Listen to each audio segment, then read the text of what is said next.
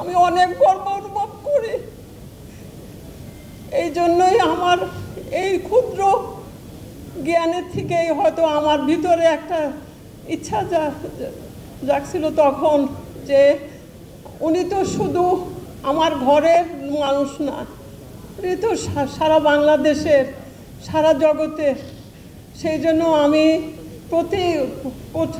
আমার নিজের মনের থেকেই আমি একজন একজন করে বড় বড় যারা লিডার ছিলেন তাদেরকে আমি ইন্ডিভিজুয়ালি তাদেরকে ডেকে আমি একা একা কথা বলছি যে ভাই আপনারা আমাকে সাহায্য করেন, আমি ওনার জন্য একটা কিছু করতে চাই।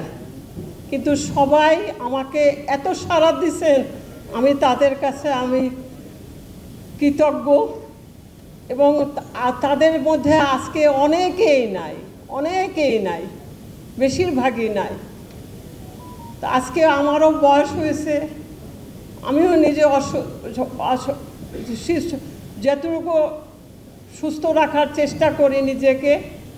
এবং এই স্মৃতি সংসদের আমি খান ভাইয়ের কাছে আমি কৃতজ্ঞ, আমি ঋণী। এবং এই যে মিল্লাত, তারপরে এই যে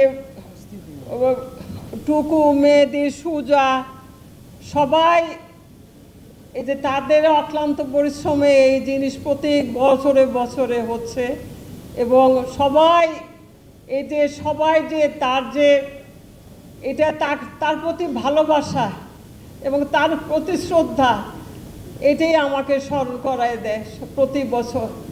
এবং আমি সব সময় সবার জন্য দোয়া করি, যে যেখানে আছেন সেখানে থেকেই দেশের জন্য, নিজের জাতির জন্য এবং প্রত্যেকটি মানুষের জন্য করার চেষ্টা করবেন।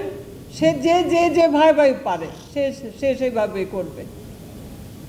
এবং আজকে যে আমরা নতুন বাংলাদেশ পেয়েছি, যারা কেউ মা হারাইছেন, কেউ ছেলে, কেউ ভাই, কেউ বোন, তাদের আত্মার মাগফিরাত কামনা করছে এবং তাদের আল্লাহ তাআলা সবাইকে সবর দিয়ে দেন।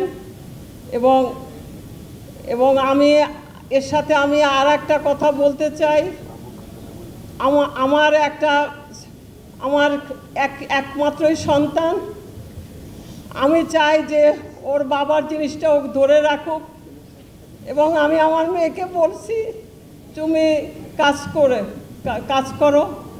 এবং এখানে সবাই যারা ওর চাচার স্থানে আছেন, যারা ভাইয়ের স্থানে আছেন, যারা বোনের স্থানে আছেন, তারা সবাই আমার মেয়েকে সাহায্য করবেন ইনশাল্লাহ, আমি এইটা আশা করি।